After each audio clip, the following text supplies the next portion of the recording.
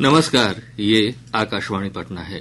अब आप संजीव कुमार वर्मा से प्रादेशिक समाचार सुनिए।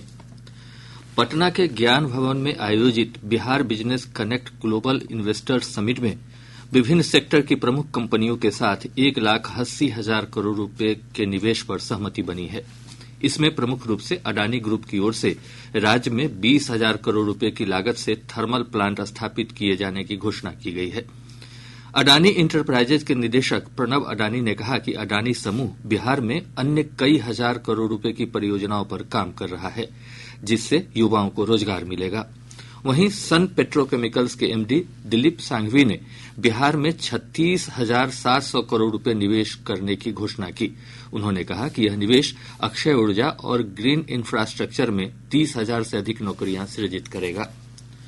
मुख्यमंत्री नीतीश कुमार अस्वस्थ होने के कारण समिट में शामिल नहीं हो पाए। मुख्यमंत्री का संदेश लेकर पहुंचे ऊर्जा मंत्री विजेंद्र प्रसाद यादव ने कहा कि बिहार में उद्योगों के लिए तैयार हुए अनुकूल माहौल का पूरा लाभ प्रदेश के लोगों को मिलेगा। वहीं उद्योग मंत्री नीतीश मिश्रा ने समिट को संबोधित करते हुए कहा कि बिहार ने निगेटिव ग्रोथ रेट से अपनी यात्रा शुरू की थी, लेकिन आज यह प्रगति करते हुए भारत के प्रमुख विकास इंजन के रूप में अपनी पहचान बना चुका है। एक राष्ट्र एक चुनाव से संबंधित 2 विधेयकों को संसद की संयुक्त समिति को भेज दिया गया है।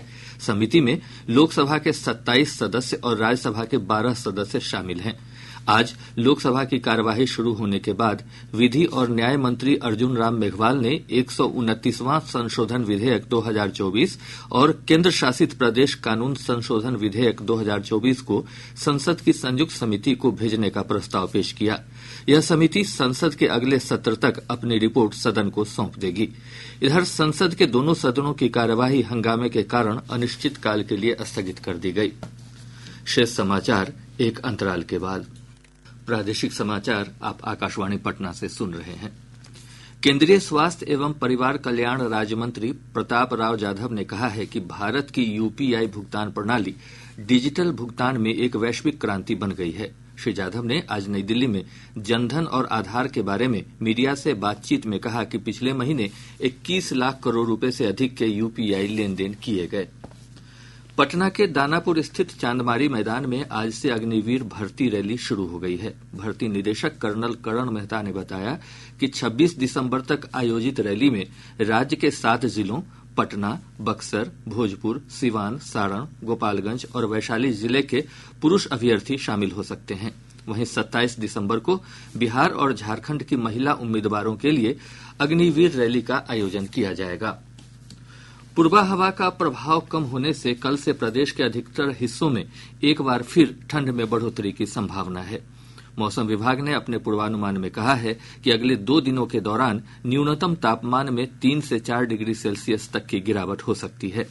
विभाग ने कहा है कि इस दौरान सुपौल, पूर्णिया, कटिहार, सहरसा, किशनगंज और भागलपुर जिले के अधिकांश स्थानों पर घना कोहरा छाये रहने की संभावना है।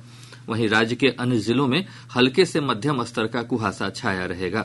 इधर आज रोहतास का डेहरी और समस्तीपुर का पूसा राज्य का सबसे ठंडा स्थान रहा, जहां का न्यूनतम तापमान 7.5 डिग्री सेल्सियस रिकॉर्ड किया गया।